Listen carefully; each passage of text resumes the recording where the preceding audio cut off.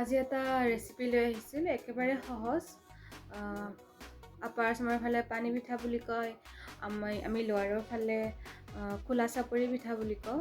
খোলা চাপৰি পিঠাটো জেনেৰেলি নিমখ দি এনেকৈ চিম্পুলকৈ বনোৱা হয়, পানী নিমখৰ লগত গুলি কেনে নিমখীয়াকৈ। মই তাতে অকণ টুইষ্ট দিছোঁ। হেল্ল' ফ্ৰেণ্ডছ, মই বৰ্ণালী। মোৰ চেনেল চাৰ্ভিন বৰ্ণালীজ ভ্লগ এণ্ড ৰেচিপিলৈ আপোনালোক সকলোকে স্বাগতম জনাইছোঁ। ব'লক ৰেচিপিটো আৰম্ভ কৰোঁ। পিঠাগুড়িখিনি আগতেই খুন্দি থৈ দিছে মায়ে। খুন্দি কেনে অকণমান কেৰাহীত তেল নিদিয়াকৈ গৰম কৰি তাৰপিছতে অকণ ঠাণ্ডা হোৱাৰ পিছত কণ্টেইনাৰত ভৰাই থৈ দিয়ে। কেইদিনমান এনেকৈ আমি ইউজ কৰি থাকোঁ। এনেকৈ গুলি লৈছোঁ পিঠাগুড়িখিনি। মই তাতে গাজৰ গ্ৰেট কৰি দিছোঁ, পিঁয়াজ কাটি দিছোঁ, অলপ বিলাহী দিছোঁ আৰু জিৰা অকণমান দিছোঁ আৰু নিমখ আন্দাজমতে। নিমখটো টেষ্ট কৰি চাব। আৰু এইটো কনচিষ্টেঞ্চিত মানে থাকিব লাগিব, এইটো হ'ব লাগিব, মানে লিকুইডটো ডাফটো এনেকুৱা হ'ব লাগিব। টাৱাখন পুৰণা হৈছে, কিন্তু এইখনত মানে বহুত ধুনীয়া হয় পিঠাটো। ইয়াতে অকণমান ৰিফাইন তেল দি দিলোঁ, দি গোটেই টাৱাখনতে মানে মিলাই দিছোঁ।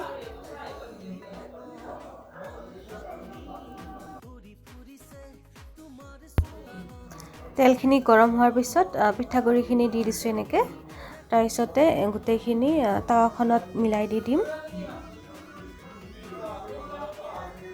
আপুনি এতিয়া চিমতো দি দিব পাৰে, আৰু যদি ওচৰতে থাকে তেতিয়া চিমত দিয়া দৰকাৰ নাই। যদি কিবা কাম কৰিব যায় তেতিয়া চিমত দি থৈ দিব, আৰু ঢাকি থৈ দিছোঁ মই।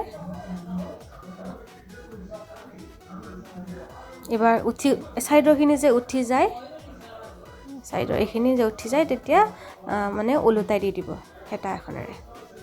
তাৰপিছত এইখিনি অকণমান সময় ঢাকি থৈ দিলে এইখিনিও উল্টা ছাইডটোও হৈ যাব।